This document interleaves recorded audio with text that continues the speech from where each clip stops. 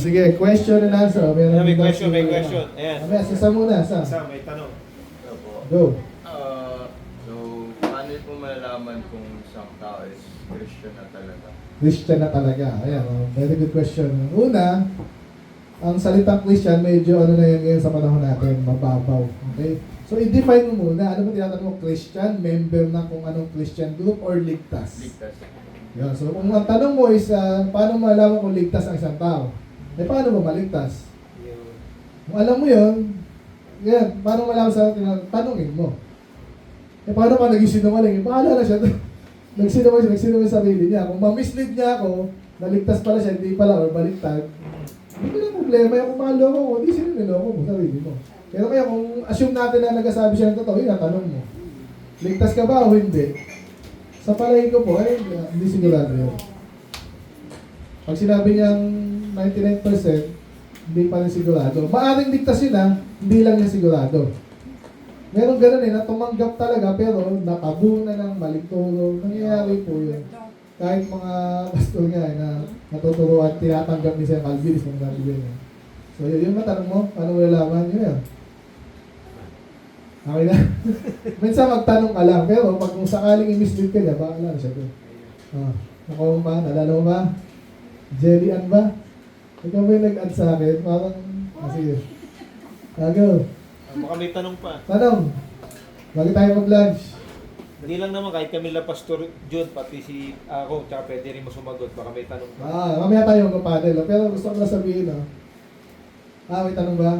O mamaya na. Nakalimutan ko sa gusto ko sabihin. Kasi Pastor Claudine, nabutan ko na yun, nagsimula pa lang ako doon na yan. So kaya blessing andito sila. Amen. Si Pastor Jun naman, si Mang Mayan pa, bata pa. Nakwento niya na pala dati yun, di ba? So blessing mo mga yan. Ngayon, Pag na-invite ako dito, magkukwento rin ako. invite na. Naalala ko na nga ang tuloy ba eh. Baka matutuloy si Pastor Pado dito ng August. Pray lang natin. Ikaw yung isa. Okay. Si Pastor, nakadalawa na dito. Pastor Ray, nakatatlo na. Ayun na. Ay, sumalang ba? Yung isa, yung wala si Pastor dito. Tama. Dapat si Pastor Lito yun. Last year lang Ako, yun. natandaan ko pa eh. Last year. Kasi dito ka nun, di ba? Punta ka dito. Yun lang yun. Ayun. So, question. Ay, kalimutan mo na? Ito. Stephen. Maraming tanong So, ko. reflection na. Reflection. Paano pag ayaw niya i-reveal yung sarili niyang religion? Kasi kapag sinabi niya Kristiyano, baka ibig niya sabihin yung katulad ng yung pinag-aralan namin sa school. Ano lang yun, cultural niya nila yun. Kasi hindi talaga nila religion. So, ibig sabihin, magdidepende sa daloy ng usapan niya kung ano talagang paniniwala. Okay. Maganda yung Ganito ang sagot ko dyan. Maganda yung sinabi niya. Pag hindi niya gustong i-reveal, malamang mali na siya. Mali ka na agad. Kasi ang tunay na Christianity, sabi nga nila, you're not saved to be silent. Pag naintindihan mo talaga ito, hindi mo i-retain sarili mo. Yan lalo sa Jeremiah natin. Yung salita niya parang apoy, di ba? Nagliliyap sa akin. Puso. Hindi mo maano yun eh. So, i-reveal mo. Pag hindi niya i-reveal, may clue ka na either mahina to or mali. Basta. Actually, mayroong isang method ng soul winning na ginagawa ang Muraya, tinuro din sa diadem. And actually, doon talaga ako, I have been trained by that method. Yung community survey on religious opinion. Actually, mayroong 5 question, very basic question. When you ask that question, doon pa lang malalaman mo kung ano niya eh. Okay. Halimbawa, first question, sa first question, medyo naniniwala ka ba na ang Bible ay salita ng Diyos? Okay, yun. Okay, naniniwala ka ba na si Jesus Christ ay Diyos? Okay, pangalawa. Pag nagsabing hindi, medyo may clue ka na dyan eh. May idea ka na. May idea ka na. Diba? Pangatlo. Pagkatas, naniniwala ka ba na may impyerno? If that person hindi ako naniniwala diyan. Kasi ang impyerno, ano lang yun eh. Parang Talinhaga lang. Oo. So, may idea ka na, mga ano yan, mga Jehovah's Saksi, oo. Witnesses. Oo. So, mga ganun, doon pa lang. Di ba? Yun ang mga, ano ba, Pangapat. pang-apat. Ano ba yung mga, may 5 question. Naniniwala ka ba sa Diyos? Parang gano'n Oo, na. naniniwala ka ba sa May Diyos? Diyos. O, doon pa lang, pag hindi, edi atheist ka. Tama. Diba? So, pag ikaw ba namatay, tiyak mo ba sa langit ka? Alam mo na ba kung saan pupunta ang Hindi, kaluluwa hindi. mo? Sabi niya. Ayun, medyo pag hindi, Ayun na. karamihan niya Catholic din. Makapasok ka na. Oo, doon pa Tama lang. po yun actually, hindi ko na pagkita. Salamat kaya nga dito sila eh. Men, so ginagawa ko rin yung pag medyo malabo yung sagot. No? Langit, may langit. So, hindi ka naniniwala may langit. May Diyos, naniniwala ko may Diyos. At may sagot pa dyan, basta mag-follow pa dyan. Pag sinabi niya, hindi siya naniniwala may Diyos, ano gagawin natin? Ganito, nagamit ko na yun dati. So, ganun sabihin mo, i-assume muna natin na may Diyos. Kasi una, alam mo may Diyos. Siya, in a way, alam niya rin yun. Pero in a way, tinatanggi niya. Whatever kung ano pumasok sa utak niya. Kasi may makukuha kang mga ganyang ideology sa internet nga eh. Ganun lagi, may Diyos ba? Parang wala na. Bakit si Zuckerberg, si Bill Gates, at karamihan ng mayaman di naniniwala dyan? Baka wala talaga. So, ano gagawin mo? So, doon ka na rin lang. So, maganda, sabi mo, hindi, assume natin na may Diyos. Kasi siguro may nilikha ang Diyos eh. Sino nalikha niyan? So, kung sino man nalikha niyan, yun ang Diyos na tinutukoy namin. Kung di kayo niwala may Diyos, ituloy natin ito kung gusto mo. Pero, i-assume natin na may Diyos. Nakuha niyo? So, i-assume natin, yung na-experience ko mga 2 tao yan, mga bata pa eh, lalaki. Pag ginawa mo sa kanya, na-assume natin na may Diyos, mamaya, parang yung mga sinasabi niya, nakaalay na sa sinasabi mo rin. Kasi in-assume niya na may Diyos. Naman tayo lagan, ano yung sabihin ng assume? Ano yung sabihin ng assume? May mga bagay ka na hindi mo sigurado, pero tinatanggap mo na totoo. Yun ang yung sabihin nun eh. Lahat ng mga bagay halos ganun eh. Kaya nga nagdidibdib tayo. Kunwari, si Brad, ano ba talaga yan? Doktor ba? Sabi niya, doktor siya. So, i-assume mo na doktor siya, pero may sa in the back of your mind, sigurado ba yun? Gano'n ako sigurado. So, gusto mo talaga malaman na to, hanapan mo lang, ano. So, naintindihan yung assume. So, minsan, kailangan mo i-assume. Pero hindi presume. Ibig sabihin, huwag masyadong malalim. Kasi, naalala mo, bakit mo siya in-assume na doktor siya? Sinabi niya. Paano may iba pa nagsabi? Ay, malamang doktor talaga to. Nakita mo yung ano niya, diploma niya. Sigurado. Sigurado na to. Meron pa akong yung sinasabi ni Pastor Joe, niniwala kang may Diyos. Minsan natanong ko yan eh. Tapos sabi niya sa akin, paano mo mapapatunayang may Diyos? Parang, kaya ko ba't biglang pinasok ng Panginoon sa isip ko? Nakikita mo yung building na yan? Siguro may builder yan. Kaya nasabi mong building yan. Kasi may nag-build. Exactly. Yun yung ano na eh. Cosmological Parang argument bigla ata. ako nagkaroon ng parang isa na shock. Bakit may painting? Kasi may painter. Yun lang ang nagkaroon Tama rin yan. Kaya natakil na natin yan sa Sunday School. Ay, dito? 3 yan eh. Oo. 3 yan eh. Paano mo nalalaman na may Diyos? Puro C yun eh. S.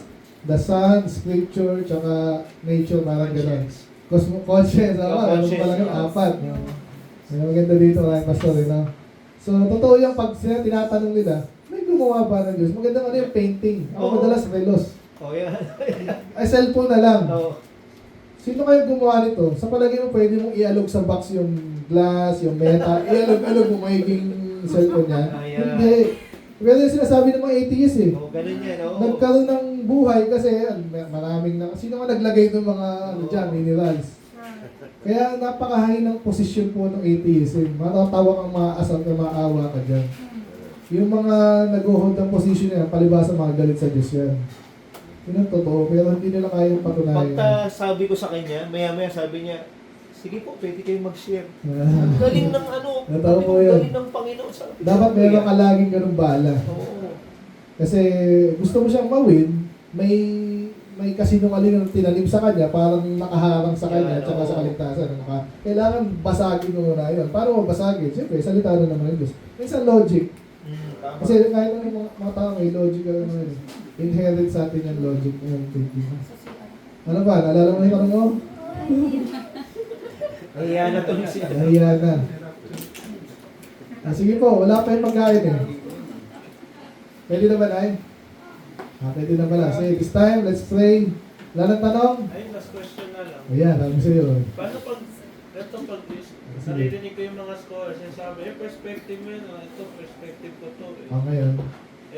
Doon na ano yung... Okay, tama yan, ha. So, yung iba, ginagawa ang relativity, tawag yan, relativize. Kasi, may paniniwala ka, meron din ako. Therefore, walang tama, ganun ba yun? Hindi, maaring tama ka 50%, maaring 70% ako. Kaya ang pinag-usapan natin. Pero huwag mong i-dismiss yung subject dahil lang may paniniwala ka. Meron ako, hindi, ganun. Nakuha mo? Kasi doon na yung distansya, tapos parang... O yung sabihin ng binablock ka na nga, dinidismiss ka. Ngayon kung ayaw talaga, huwag siya. Pero ikaw sa utak mo, dapat hindi mo tatanggapin yung meron siya, meron ako. Therefore, walang tama. Hindi. Kasi parang ano, sa panahon natin na yun, common yun. Kaya ka dapat alam natin sagot natin. Actually, meron tayong dinawin ko na nga yan dito. Kaya Eh. talaga hindi siya yung ano.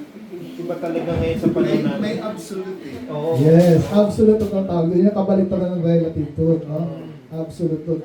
May dinawin nga ako dito. Ay, sa kabila pa lang. I-rationalize yung ano. Kasi gusto pa rin nilang masusunod. Oo.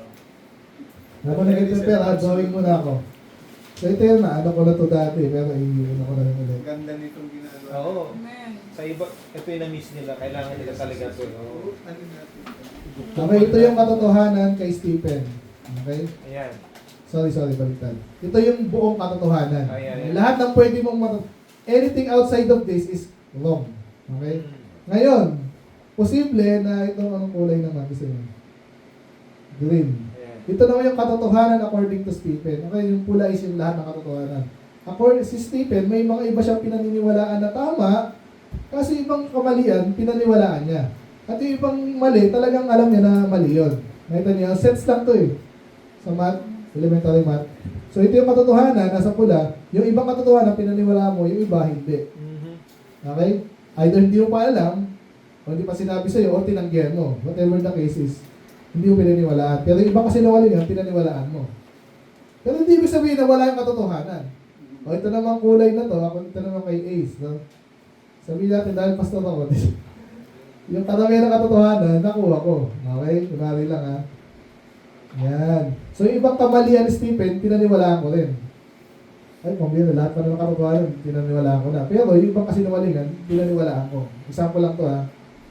So nakita niyo, so merong iba-ibang perspective, yes, hindi ibig sabihin walang katotohanan. Pastor, Hmm. pwede bang i-share din natin? Sige mo. Guguhit din. Go ahead. Sige mo, go ahead. Go. Hindi, maganda yung tanong ni Stephen. Maganda yung tanong niya. Oo. Sinasabi. Maganda yung ano niya, mag-iisip ka talaga. eh. Basta di ano. Oo. Erase. Erase. Ay, sandali. Ano ba to? Kasi mahirap i-persuade ng tao ganun. Hindi, Kaya- totoo kaya totoo ina- naman yung ala. sinasabi niya kasi marami ka may encounter na ganyan. Ayan, ito. Kasi parang ganito yan. Ah, sige. Ang mga tao, may kanya-kanya nga paniniwala. At minsan, sound check. At minsan, gusto niya yung paniniwala niya, paniwalaan mo rin kahit mali. Okay. Okay. Ganito yan eh. Parang, halimbawa, ito yung line. Okay. Okay? Mag-live na. MRT line. Hindi, joke lang. 50%, Halimbawa, 50% sa Monday. Eto, sinabi ko, okay, gumuhit ka ng ano. Pag gumuhit kayo ng 1 inch, kung gusto nyo mag-line kayo, 1 inch, basta 1 inch. Okay. Okay.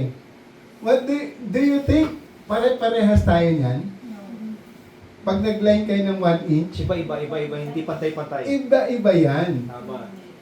Pero pagka ano yan, para makita mo yung totoo, gumamit tayo ng ruler. Yun. Okay, tama. You get the point? May standard, may absolute Tama. truth. Yun ang ano dun eh. Kaya talagang go back to the Bible eh. Tama. Ayun yun. Kaya sasabihin nyo, pare-parehas lang. Hindi pare-parehas. May absolute. Oo. So, ano nga pala uli yung ano, yung question Tanong na niya. yun? Oo. sabi kasi nila, may So, sarili-sarili. isa rin perspective daw. Tama. Ayun. Tama naman, kaso. Totoo naman talaga. Pero talagang, paano mo maano talaga yung tunay na ano? Hindi, ito naman ang ano ko, Pastor. Kung yung pang perspective Oh, mo, Mike. ay, kapag yung perspective mo ba naka-align dito? Kasi kung ang perspective ko naka-align dito, I doubt kung perspective mo hindi naka-align dito, hindi absolute yun. Halimbawa, may kanya-kanyang, anong tanong ulit? Sabi ko yung bawat sabi nila, yung bawat tao may sarili perspective. So yung meron ako sarili paniniwala, tapos yung kausap may sarili paniniwala. Bawat tao may sarili paniniwala. Ito yan, ha? Halimbawa, pumasok ka sa isang kumpanya, ay yung kumpanya may sarili siyang perspective eh. Pumasok ka, bakit ka pumasok doon? Ang perspective mo ba masusunod? O yung perspective ng company? Kung ayaw mo, huwag kang pumasok sa kumpanya. Parang ganito yan eh. Ang Bible, may perspective siya. Pag ayaw, oo nga, may sarili kang paniniwala, pero kung pang ang perspective ng tao na nagsasabi sa'yo nakalagay dito, yun ang paniwalaan mo. Kasi wala namang naniwala dito na napahamak siya. Kaya lang na tayo napapahamak dahil sa yung gusto natin ang masusunod. Oo. Kasi kaya maraming tao ang hindi na ano kasi yung gusto nila ay nasusunod eh. Pero pag itong nasunod, Basta mayroong isang kwento nga, sabi yun lang sa akin ha, medyo naano ko yun sa kanya, pero maganda, mag-iisip ka sa tanong niya eh. Yung mga ganyan dito ba? Oo, magaling, gusto ko yung ganun eh. Nag-iisip lahat na sila sa amin. Okay. Kaya mamaya, magtanong kayo mamaya. Mabad, basta. Basta mayroong isang ano nga na, hindi ako naniniwala na may impyerno. Talagang inaano niya talaga yun kahit sabi nila ng ano ng pastor ganito, okay, sige.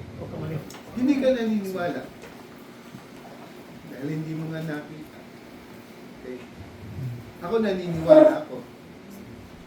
What if, okay, sabihin natin walang impyerno. Sinasabi mo walang impyerno. Ako naniniwala. Okay. Kung walang impyerno, ang tanong, may mawawala ba sa akin? Naniniwala ko na may impyerno. Pagkatapos walang impyerno, may mawawala ba? Wala. Okay, Okay.